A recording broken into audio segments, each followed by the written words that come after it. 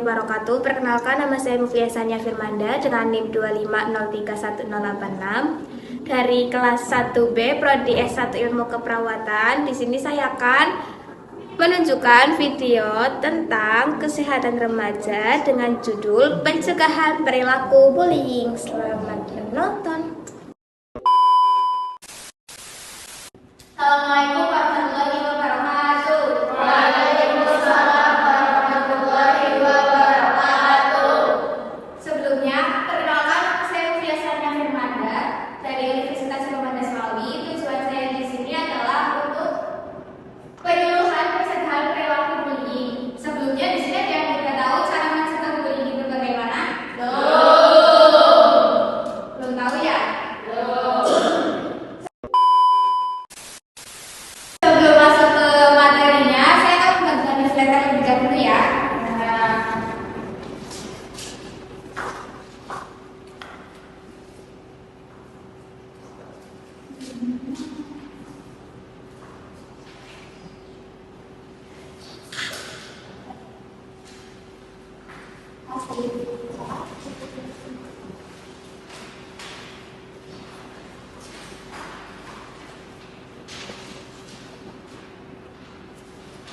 Sini saya akan menjelaskan apa itu bullying.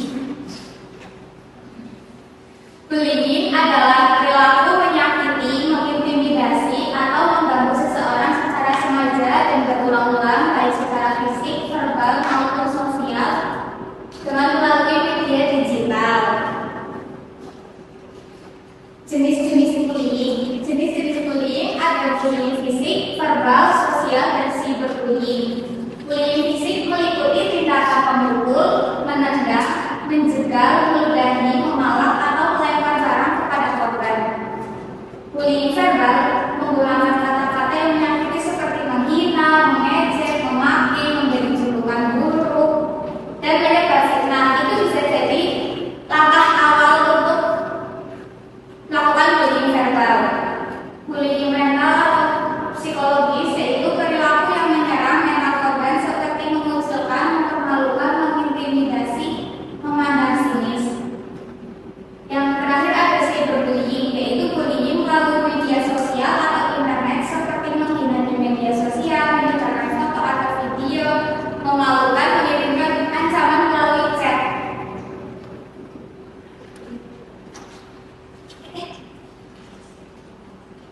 Dampak bullying bagi korban yaitu bisa menjadikan korban sedih, takut, dan cemas, menurunnya kepercayaan diri, prestasi belajar menurun, gangguan kesehatan mental.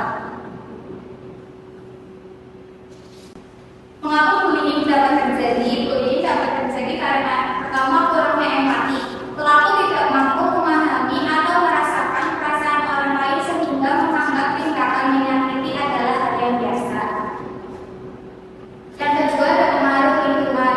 Lingkungan pergaulan dapat mendorong anak melakukan bullying agar dianggap kuat atau diterima kelompok. Yang ketiga ada pola asuh keluarga. Lingkungan keluarga yang kurang baik dapat mempengaruhi perilaku anak menjadi agresif dan melakukan bullying. Yang keempat ada perbedaan individu, perbedaan fisik, pendidikan, ekonomi, status sosial, dan kondisi lingkungan dapat memicu bullying. Pengaruh media sosial.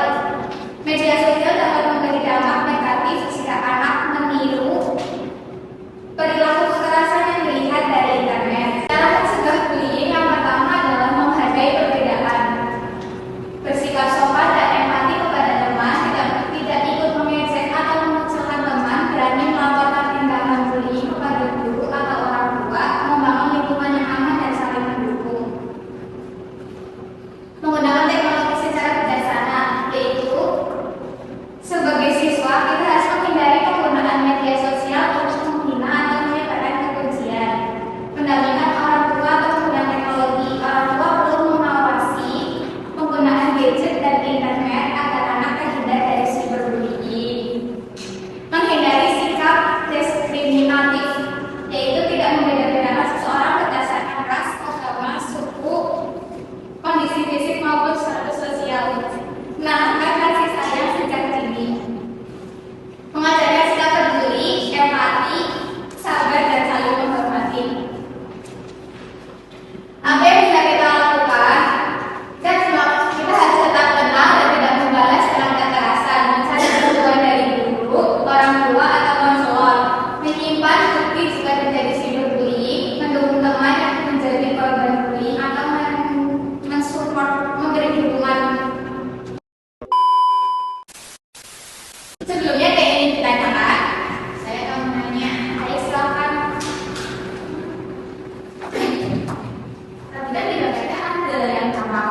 bullying untuk korban ya Kak? Ada nggak sih dampak bullying untuk pelaku? Terima kasih. Sama-sama. Dampak bullying bagi pelaku itu ada. Pelaku bisa merasa berperilaku agresif, itu akan terbiasa. Terus sulit menjalin hubungan sosial yang baik karena ada kesalahpahaman atau iri dengki.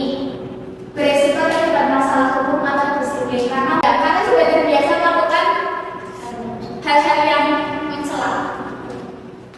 Paham? Ada lagi yang ditanyakan? Saya mau nanya dong. Dari bullying ini siapa aja sih yang bisa mendapatkan perilaku bullying itu? Yang dapat mengalami bullying yaitu usia atau jenjang pendidikan. Seseorang yang memiliki usia di jenjang pendidikan yang berbeda. Terus latar belakang budaya sosial atau kondisi fisik yang berbeda-beda.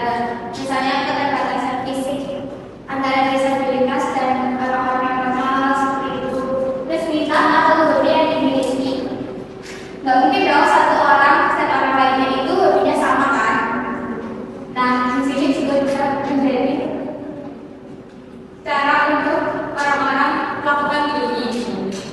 Terus dari cara berbicara, berpakaian atau berperilaku itu kan berbeda-beda. Apalagi cara berbicara, orang-orang kan memiliki pola bicara yang berbeda-beda. Ini juga akan memberikan faktor bullying selanjutnya. Ada lagi? Baik, karena saya sudah menyampaikan materi, jadi saya akan mengulas materi dan akan bertanya kepada kalian semua. Sudah paham kan materi yang saya sampaikan? Sudah.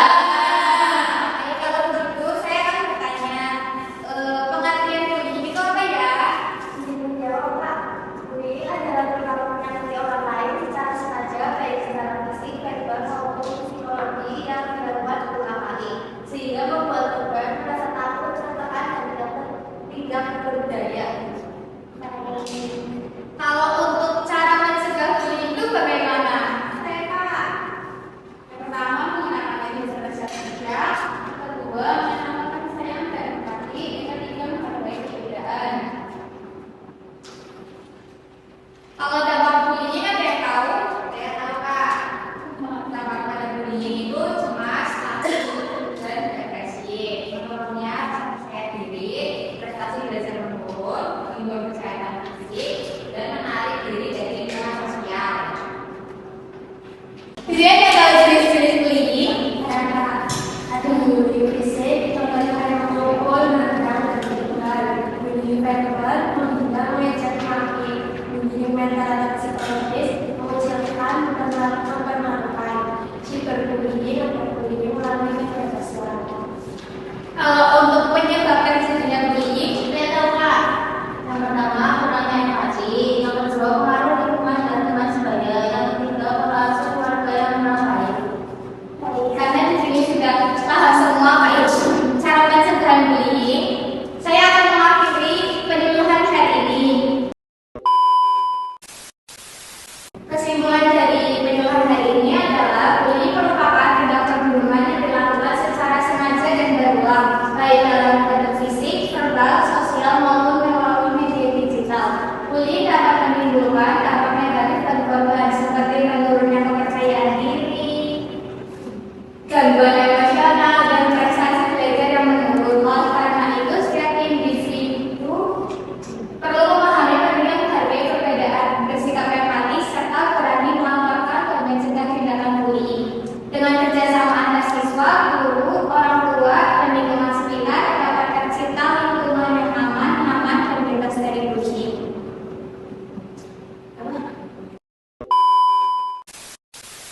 Sekian dari saya, kurang lebihnya mohon maaf. Terima kasih atas partisipasi kalian dalam melakukan penyuluhan hari ini. Wassalamualaikum warahmatullahi wabarakatuh. Waalaikumsalam warahmatullahi wabarakatuh. Kita dokumentasi terlebih dulu ya. Berdiri.